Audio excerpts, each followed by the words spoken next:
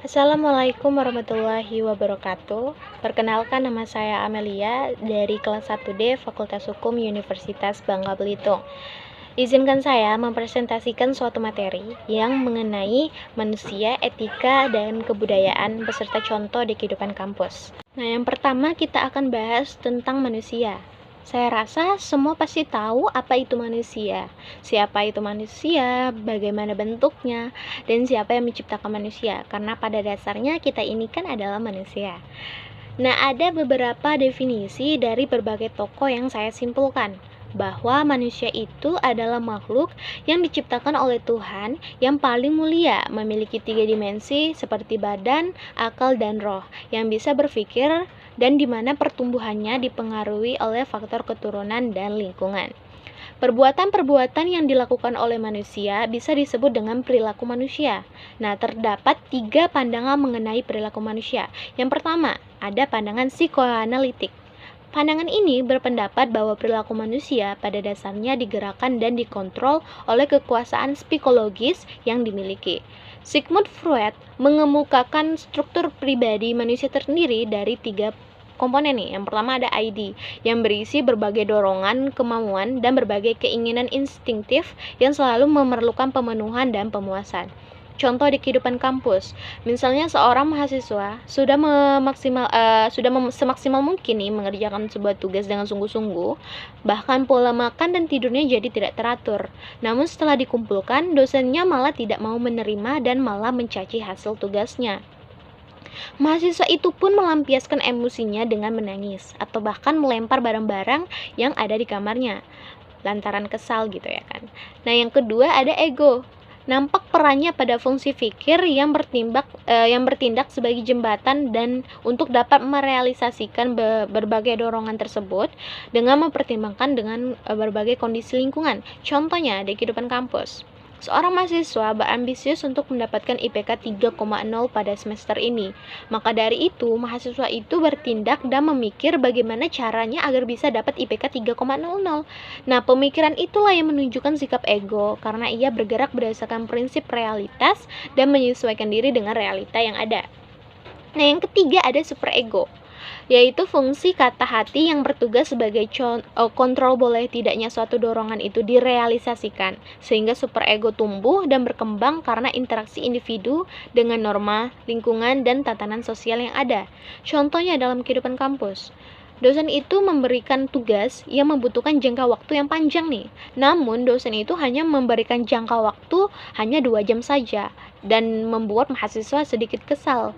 Tetapi apabila superego ini terbentuk, mahasiswa itu akan membujuk atau bahkan memaksa sang dosen untuk memberikan tenggat waktu yang lebih lama lagi untuk mengerjakan tugasnya. Nah, itu dia. Nah, yang kedua ada pandangan humanistik. Dalam pandangan ini disebutkan bahwa manusia itu bersifat rasional dan tersosialisasikan serta mampu menentukan sendiri nasibnya, termasuk mengontrol dan mengatur dirinya sendiri. Contohnya dalam kehidupan kampus. Jika mahasiswa itu ingin mendapatkan pekerjaannya setelah lulus nanti nih, maka mahasiswa itu harus mempunyai banyak relasi gitu kan. Nah, mendapatkan relasi bisa juga dengan mengikuti organisasi-organisasi, karena di sana kita akan bertemu dengan banyak orang yang tentunya latar belakangnya berbeda-beda. Nah, yang ketiga ada namanya pandangan behavioristik. Kelompok ini berpendapat bahwa perilaku manusia adalah reaksi dan adaptasi dari lingkungan sekitar, sehingga tingkah laku manusia sepenuhnya dikawal oleh faktor-faktor yang datang dari luar. Contohnya di kehidupan kampus. Jika kamu ingin menjadi mahasiswa yang aktif, pintar, baik, dan hal positif lainnya, maka cari teman yang mempunyai kriteria itu, atau bisa juga diajak untuk menjadi seperti itu, karena faktor teman, lingkungan itu sangat berpengaruh terhadap kita. Nah, itu dia. Kalau kita dapat teman malas, kita juga akan bisa jadi malas gitu ya kan. Nah, yang kedua ada namanya etika. Etika itu berasal dari bahasa Yunani yang artinya kebiasaan atau watak. Nah, menurut Burton, ada dua pengertian etika, sebagai praktis dan refleksi. Sebagai praktis, etika berarti nilai-nilai dan norma-norma yang baik yang dipraktikkan atau justru tidak dipraktikkan, walaupun seharusnya dipraktikkan. Etika sebagai praktis sama artinya dengan moral atau moralitas, yaitu apa yang harus dilakukan, tidak boleh dilakukan, atau pantaskah itu dilakukan, dan sebagainya.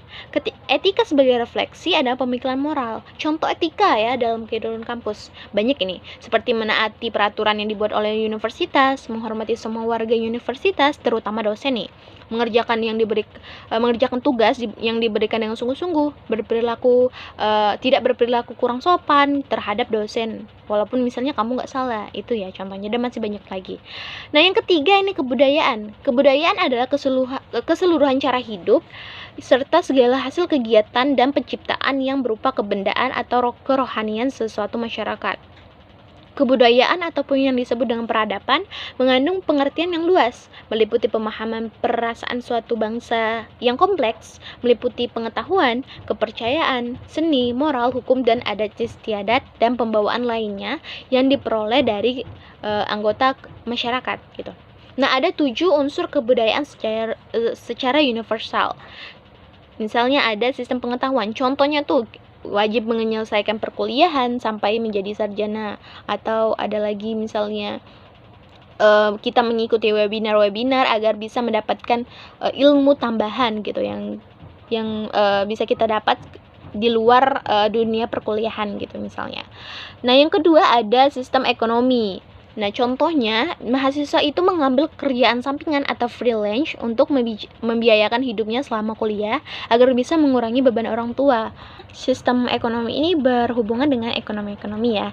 Nah, yang selanjutnya ada sistem kepercayaan. Contohnya nih, kita harus bertoleransi dengan teman sekelas yang berbeda agama. Terus saling menghormati sama dengan teman yang berbeda agama. Pokoknya intinya adalah toleransi, karena kita tahu bahwa Indonesia ini apalagi memiliki berbagai ragam suku bahasa, terus agama juga. Nah, yang selanjutnya ada sistem kemasyarakatan. Contohnya, misalnya universitas itu membentuk suatu organisasi yang bertujuan untuk kepentingan bersama dan itu saling menguntungkan. Itu aja. Pokoknya dia kemasyarakatan gitulah. Nah, yang selanjutnya ada sistem teknologi. Contohnya ya, misalnya UPT Perpustakaan UBB telah menyediakan layanan teknologi seperti komputer untuk memudahkan mahasiswa dalam proses belajar.